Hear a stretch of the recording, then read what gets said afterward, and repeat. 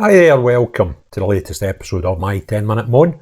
And the topic of this 10-minute moan is this man Rupert Lowe has threatened to sue this man Nigel Farage and Reform for defamation over false allegations.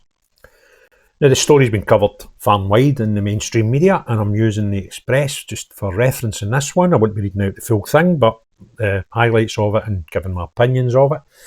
So their story goes, estranged MP has said he will pursue the matter in the High Court if the party leadership don't retract their false allegations.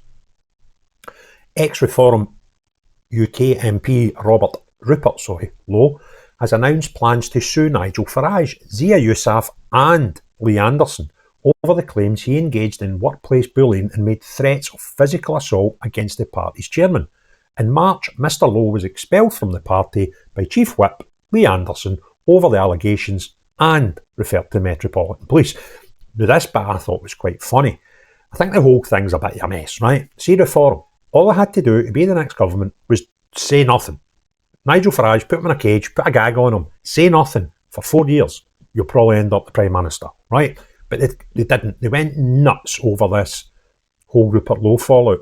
Right? And I'm quite sure there's probably been things on both sides that were wrong, okay? But as a party, they're not coming out smelling the roses. But the maddest bit of the whole thing was when it came to light, they had called the police because apparently Rupert Lowe had threatened to kill Zia Yusuf. This is a guy that's about half his age, right? Zia Yusuf, I'm sure, is in his 30s.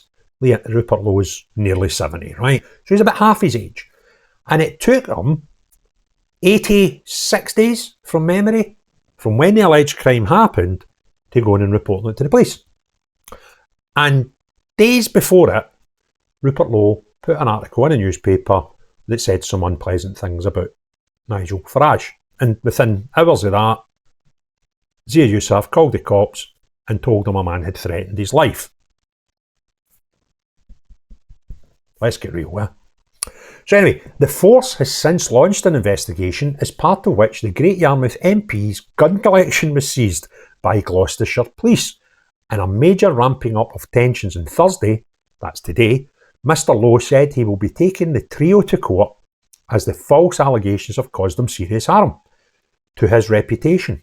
The furious press statement added, "I believe it was published as part of a concerted smear campaign against me after I made comments about the party's leader, Nigel Farage." I think a lot of people would agree with you there, Rupert, that it was quite convenient, the timing of all this stuff getting made public about the bullying and Zia Yusuf going to the police to say 86 days ago a man said some horrible things to me. It was all kind of convenient. "I have today instructed my solicitors, Brett Wilson LLP, to send letters of claim to Reform's leader and director Nigel Farage, Mr Anderson and Mr Yusuf, asserting claims for defamation. Mr Lowe demands that the party, along with the 3 named individuals, do the right thing and retract their claims." He adds, "In the event that they are unwilling to do so, it is my intention to issue High Court proceedings. Whilst I have no desire to litigate, I will do what is necessary to ensure my reputation is restored. Given the extant legal proceedings, I am unable to comment further on the matter at this stage." It's all getting a bit mental, isn't it? The row exploded on March 7th when Reform published a statement accusing their MP of derogatory and discriminatory remarks made about women, including reference to a perceived disability, as well as making threats of physical violence against Mr Yusuf on at least 2 occasions. Shortly afterwards, Mr Anderson removed the whip from Mr Lowe, meaning he has sat as an independent MP in Parliament for just over a month. Reform was quickly slammed by a number of previously loyal supporters with claims that the move was a witch hunt following the interview Mr Lowe gave, suggesting Nigel Farage does not have what it takes to be the Prime Minister. The fallout came just a day after the Mail published the interview, imagine that, in which he took multiple swipes at Mr Farage. Now this was something I thought, did he need to do that, right? But what he's saying in his defence is he did plan to do it and he'd been thinking about it for months because there was things that he wasn't happy with in his party and he decided rightly or wrongly, that this was the only way he could try and get some normality back to the party. So the Norfolk MP was also backed by Elon Musk to replace Nigel Farage as the party's leader, delivered a warning that Mr Farage will only succeed if he surrounds himself with the right people. In an anonymous comment about the party's leadership, Mr Lowe said, "It's too early to know if Farage will make a good Prime Minister. Nigel is a fiercely independent individual and is extremely good at what we have done so far. He has got messianic qualities. Will those messianic qualities distill into sage leadership? I do not know. Nigel is a messianic figure who is at the core of everything, but he has to learn to delegate, as not everything can go through one person." In response, Farage slapped him down, saying his parliamentary colleague was utterly, completely wrong. But Nigel says that all the time. Right? It's his sort of go-to when somebody says something bad about him. Oh, they're wrong. Everybody's wrong. The only person in the world that's right is Nigel. Pressed on whether Lowe would be an MP at the next election, Farage said, "I hope so. He seems to be taking a tone that suggests he won't accept us." Following his expulsion in March, Mr Lowe blasted, "If they want to kick me out over false claims, they'll have to finally present some credible evidence against me. There is none. A complete inability to accept even the most mild constructive criticism without such a malice reaction is not effective leadership." That's a fair comment. "This is our party as much as it is Nigel's." Well, that's kind of the whole thing. This is one of the things that put a lot of people off Reform. Reform were telling us through Nigel and Yusuf that they were about to put a constitution together that would make it totally democratic. And it would turn all the shares and stuff over to membership, which they've not done. And the actual constitution was so undemocratic that in effect, the only person that could sack Nigel Farage was Nigel Farage, right?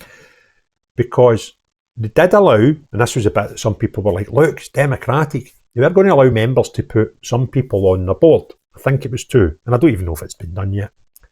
But the rest of the board was made up of the leader, who's Nigel, and 2 or 3 people of his choosing. So it doesn't really matter what the democratically selected members of that board do. As long as Nigel has picked the rest of them and they're people that are within his power, then Nigel gets to do whatever he wants to do with Reform. And by the way, I kind of don't have a big problem with that, having a hierarchy type process. If that's, as it makes a successful party, then so be it. So I'm not saying that that's a bad thing, but what is a bad thing is telling folk it's the complete opposite, that it's totally democratic and the members control it and all that, when it's evidently far from it. And the amount of people, there was one place up in Manchester area, a branch, they just closed it because the branch were asking for too many things. They just shut the branch, right? So that's what the party is. And listen, that might be a better way of managing a party. I don't know, I'm not that clever. But if that's what you're going to do, just tell people that's what you're going to do. If they still want to give you £25 a year to be a member and vote for you and all these things, then great.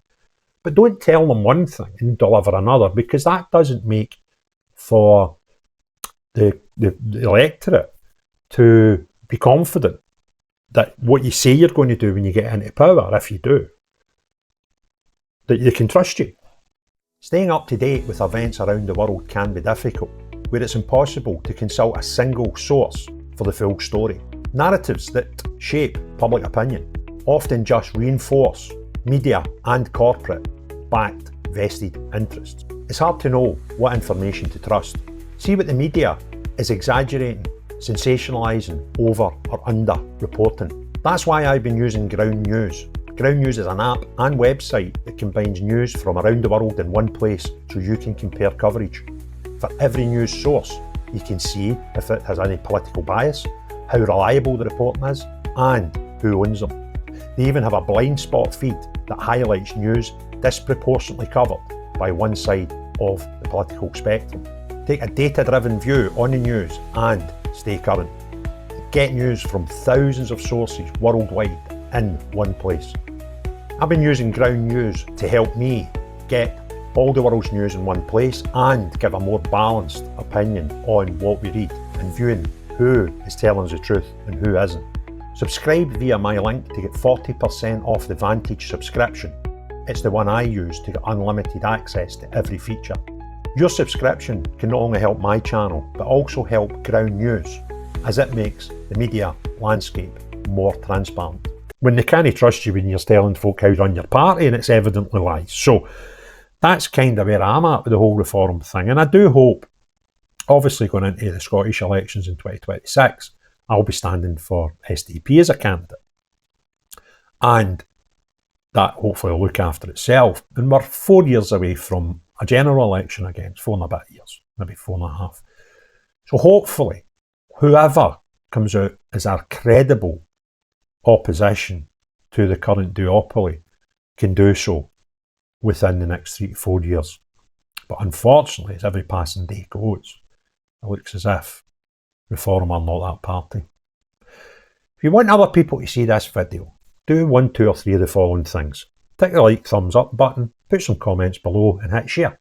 If you've not already done so, please consider subscribing to the page, that's free, and hitting the notification bell. And that's a great thing for the channel. And if you want to help the channel, then you can become a member, and there's joining instructions in the comments below, and you'll get early access to some videos and some other perks if you do that, and you'll help me carry on doing this work. So, bar all that though, the most important thing of all, unless you're a leader that tells the public that you should be the next Prime Minister, but tells them lies along the road, no you, but everyone else, have a great day. Cheerio, bye now.